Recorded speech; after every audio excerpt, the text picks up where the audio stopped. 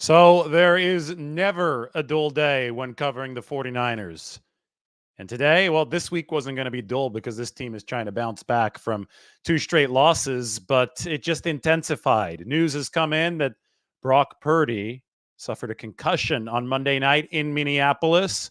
That means he's in the concussion protocol, and that means that Sam Darnold is currently taking the 49ers' first team reps at practice. The next game is against Cincinnati on Sunday. The 49ers are dealing with a short week here since they played on Monday night.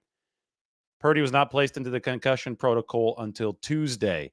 He still has a chance to clear ahead of Sunday, but the shorter week obviously makes that less likely. So, a whole heck of a lot to talk about. And I'll start with this because I'm seeing a lot of this pop up online, and I get it. The truth doesn't seem to be all that important anymore, but there should be absolutely no debate. And I said this, I've been consistent ever since the game on Monday to now. There should be no debate. Brock Purdy played an excellent game in Minnesota. Anybody, you don't even have to be all that knowledgeable about quarterback play to see that he had played an excellent game against Minnesota.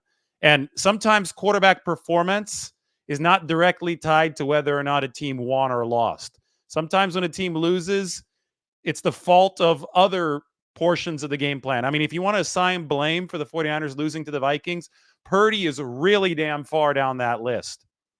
He was flawless against Minnesota's blitz, and they blitz more than any other team in the NFL.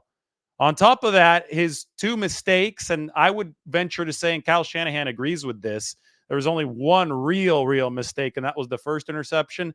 They came very late, and they came after the helmet-to-helmet hit on the quarterback sneak that might have caused the concussion. And that leads us to the next question. When did Brock Purdy's concussion happen? Well, there were two quarterback sneak attempts from midfield in the fourth quarter. Purdy didn't get the first one, and then he got the second one. On one of those two, you saw Jordan Hicks crash in, linebacker for the Minnesota Vikings, and the overhead view clearly saw Purdy taking a big shot to his head. Kyle Shanahan was asked today if that's where the concussion happened, and he said that he'd probably guess that that's where it happened, but he isn't sure because Purdy did not start feeling symptoms until the team flight home. He even did his post-game media availability. With that being said, with Kyle Shanahan saying that he would guess that's where the concussion happened, why don't we take a look at this? Kay Adams posted this online. Brock Purdy Monday night, assuming, again, I'm not saying the concussion for sure happened, but it did look bad. It did look like it could have happened on the quarterback sneak. Assuming it did happen there, Kay Adams has pointed out that before the concussion, Purdy was 19 of 24, 252 yards, and a passer rating of over 124. Both of his interceptions happened after that helmet-to-helmet contact on the 49ers' final two drives. And he threw another pass in this 2 of 6 collection that looked like it could have been very close to an interception. It was the first pass of the 49ers' desperation drive at the end of the football game. Passer rating of 4.2. I think that it's a night and day difference. When I was watching the game, that first interception to Jawan Jennings was a very what the heck kind of moment. When I was watching it, it looked like the ball just completely got away from Brock Purdy. He left it too far inside, and it was an easy interception for Cam Bynum, the safety out of Cal for Minnesota. Purdy had been perfectly precise the rest of the game. There was, maybe not perfectly. There was one throw that he sailed out of bounds. And that one looked like it just got out of his hand in a weird way and floated way out of bounds. So the second throw that might have come out of his hand in a weird way was the interception to Cam Bynum. But it happened right after the helmet-to-helmet hit on the quarterback sneak. So we have to be realistic here. We have to acknowledge how good Brock Purdy was for 55 plus minutes of this game. We have to acknowledge that even if that wasn't the play on which he suffered the concussion on the quarterback sneak, we have to acknowledge that there was vicious helmet-to-helmet contact there. And we have to acknowledge this is not a video game. It's not easy to get up after being in a scrum of guys taking a big-time hit to the head and continuing to deliver. And Brock Purdy might have seen a regression in his performance because of that.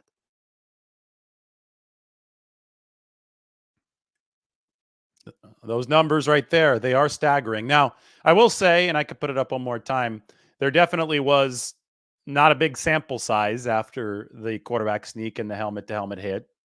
So you have to keep that as a caveat. You have to keep that in mind.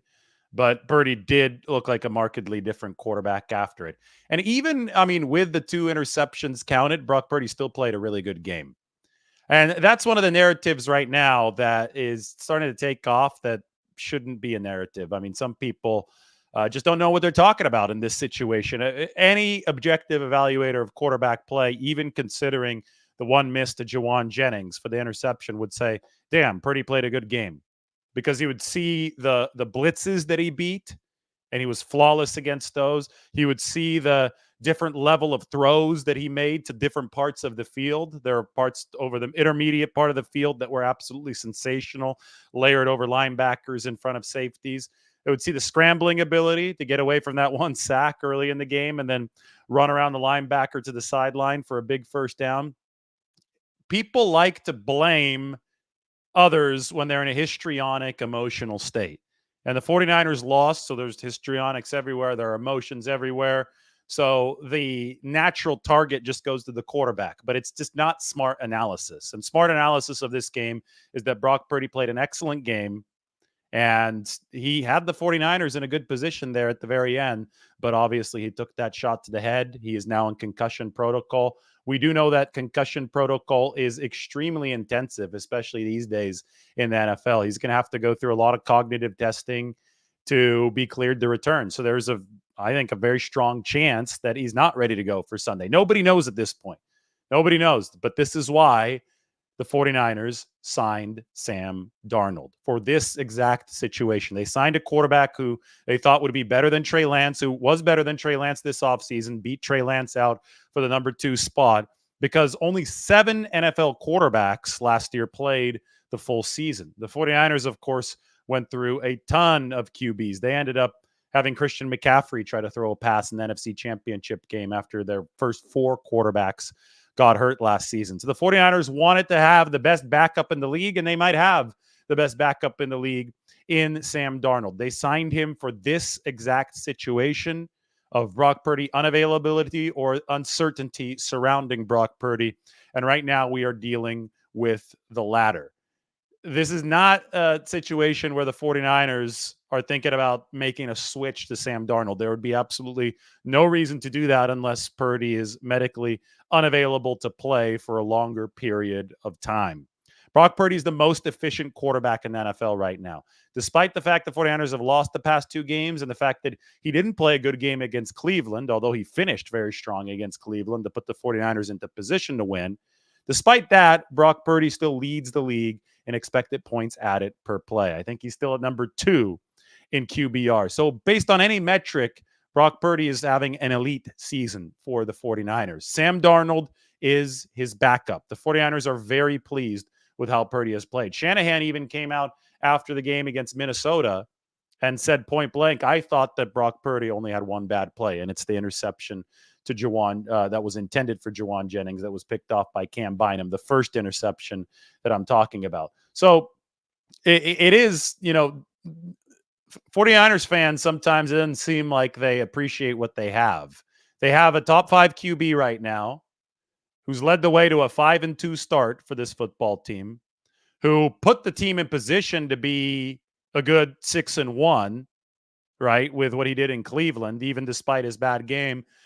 Oh, if that had gone the 49ers' way with Jake Moody at the end, and if Brock Purdy hadn't suffered a concussion against Minnesota, there's a good chance they'd be 7-0.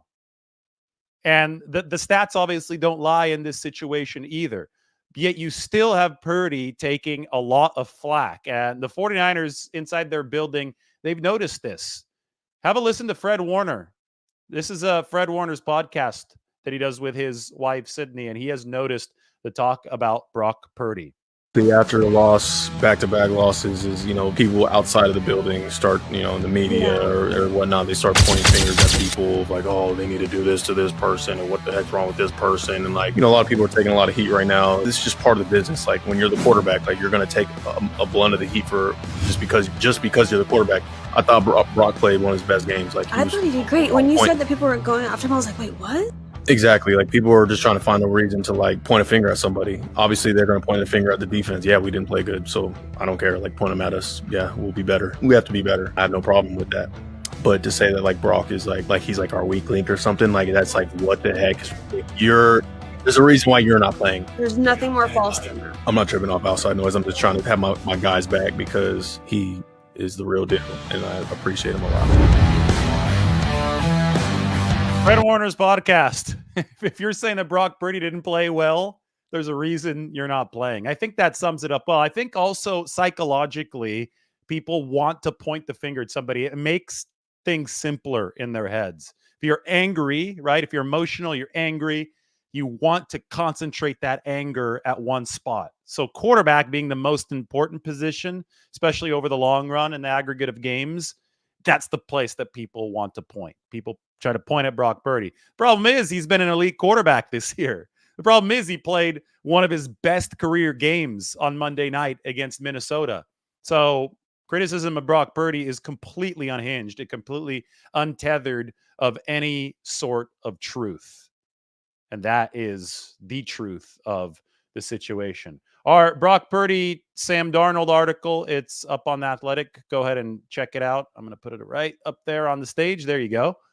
49ers QB Brock Purdy and concussion protocol, what it means for San Francisco. Link is in the description, so go ahead and click on it. You can subscribe to The Athletic. We have all the reasonable 49ers discussion up there. I speculated a bit on the histrionics that are going around, and I can read what I wrote to you because it really has not been befitting of a 5-2 team. That some of the discussion that we've seen around the 49ers. There's way more angst than you would think there'd be, considering that the 49ers are 5-2. A lot of that likely stems from the fact that the 49ers have been exceptionally dominant over the last calendar year. The vast majority of their wins during their 2 long streaks of this time, 12 games and 5 games, came by multiple scores. That is far, far from the norm in the NFL, where a good 70 to 80% of the games are determined by only one score. So when tense, close games reappear, as is inevitable, they can feel foreign to fans, especially if they end as losses. But such games are just the usual way of the NFL, even for great teams. Again, the vast majority of NFL games are determined by one score. The actual issue, the actual challenge for any team, especially a team that's as talented as the 49ers, is to be peaking in January and February. So even if the 49ers were 7-0 right now, we wouldn't have an answer to that ultimate question. Everything that happens before the 49ers have a chance to peak in January and February, everything that happens is literally window dressing to make people feel better or feel worse about themselves. It is not tethered to any sort of reality about the 49ers and their prospects of winning the Super Bowl. Of course, they're fighting for the best seeding possible. Of course, and that's why we talk about this. But when you're dealing with a team as good as the 49ers are, you're talking about wanting them to be at their best when January and February roll around. And we wouldn't be able to answer that question if they were 7-0 right now. Wouldn't matter. 6-1, 7-0, 5-2, same boat. They still need to turn around, win as many games as possible, beat Philadelphia in early December. That's probably going to be the game that has the most impact, exerts the most leverage on whether or not they get the 1 seed. And then they'll move on. They didn't, the key was to not get off to 3-4, 3-5 start like they did in each of the past 2 seasons. 3-5 in 21, 3-4 in 22. That didn't happen. They started 5-0. Now they've slipped a couple times. They've got to figure out a way to work through some of the issues, the vast majority of which are coming on defense right now. They've got to figure out a way to work through those issues so that they are indeed peaking at the right time. And you can't have an honest discussion about peaking at the right time on October 23rd fifth. You can't have an honest discussion about whether or not they will peak at the right time right now. That's all speculation. They have to follow the process. The process has worked well for them over the past 2 years. 2021, 2022, the team was firing on all cylinders at the right time. So they have to trust that they can implement that with this year's collection of players, which obviously is slightly different than last year's collection of players. And the quarterback position is going to be under the most scrutiny when it comes to that. And that's why we're talking about Sam Darnold. They signed him for this very situation. 49ers Q&A, let's talk.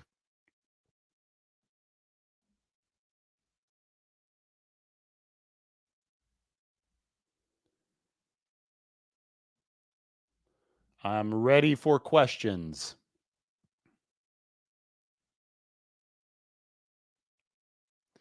Absolutely. The quarterback sneak should have drawn an illegal contact to the head foul. We'll see if Hicks gets fined for it this week, because they can retroactively fine you even if a penalty is not called on the play. Looks like nobody noticed it amongst the officiating crew or the replay crew at the time.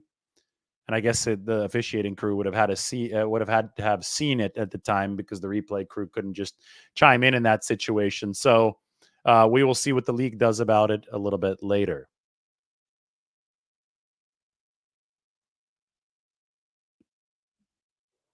Yes, Shanahan will run the same playbook with Sam Darnold. That's why he's the number 2, because Shanahan feels he's the second best person that the 49ers could have obtained this year to run the playbook, to make it interchangeable. This is why they signed Sam Darnold, because, again, only 7 quarterbacks last season played all of their team's games. Injuries have been prevalent at the quarterback position. I think Darnold's got some athleticism, so does Purdy. So I think that they're fairly similar from a physical standpoint. Darnold probably has a more electric arm than Brock Purdy, but obviously the 49ers like Brock Purdy's decision-making better than any quarterback in the building. That's why he so emphatically are in that number 1 spot. It's not just about the weapons that Sam Darnold has on offense. I think this is the best coaching that he's ever had, right? He's been with the Jets before, prior to the Robert Saleh years. He's been with the Carolina Panthers. Now he's on a Shanahan staff. I mean, this is an all-star coaching staff as well. The 49ers have a documented track record of success. They've developed quarterbacks, and now Sam Darnold has a chance within that system. Sam Darnold can scramble. That's why he was the number 3 overall pick, because he definitely has some athleticism.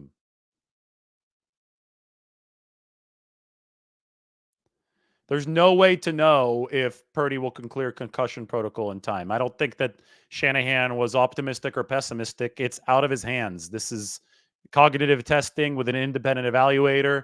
It's not going to be determined until it's determined. So remember, the 49ers have a shorter week. And Adam Schefter pointed out that no player that has been diagnosed with a concussion during the week has returned that week to play since last season, when Kenny Pickett did it for the Steelers in week 7.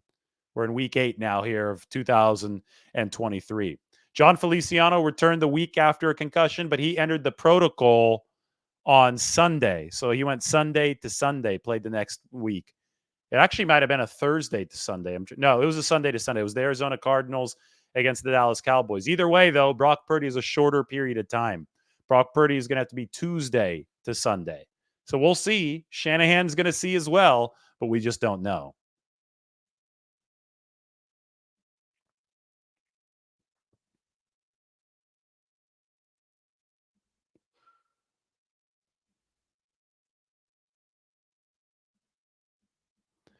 The 49ers will do whatever the Bengals defense calls for them to do. The question here is, will the 49ers run or pass the ball versus the Bengals? Well, the literal answer to your question is they're going to do both. But they passed more against the Vikings because the Vikings threw a lot of run blitzes at them. We knew that was going to happen. The Bengals, well, I think the Bengals, the way that this game is going to shape out based on the rankings, based on the scouting report that I've assembled so far, and I have that up on The Athletic, my big scouting report on the 49ers opponent, which is Cincinnati this time in the context of the 49ers. I do think that there's going to be a little bit more running in this football game, just because the Bengals are better in coverage than the Vikings were. So they're solid in coverage, even down to the linebackers and Logan Wilson and Jermaine Pratt, who have 3 interceptions combined. And with that, I do think the 49ers are going to have more opportunities against softer shells to run the football. The Vikings were all gung-ho up front. They were attacking the line of scrimmage. The opportunities to run for the 49ers were nowhere near as prevalent. So expect more balance in this game after a game where the 49ers threw more than they ran.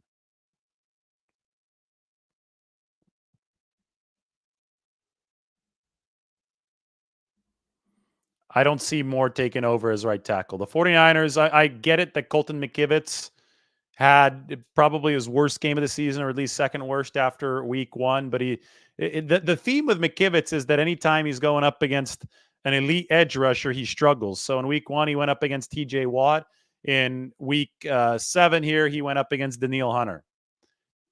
Jalen Moore at left tackle, he played well. I was the first to say that he played well, but he didn't have the challenge of having to go up against Daniil Hunter on almost every rep. So this next week is going to be really interesting because Trey Hendrickson, the best player on Cincinnati's defense, he has 8 sacks. He lines up against left tackle. Now, the 49ers are expecting Trent Williams to return for them.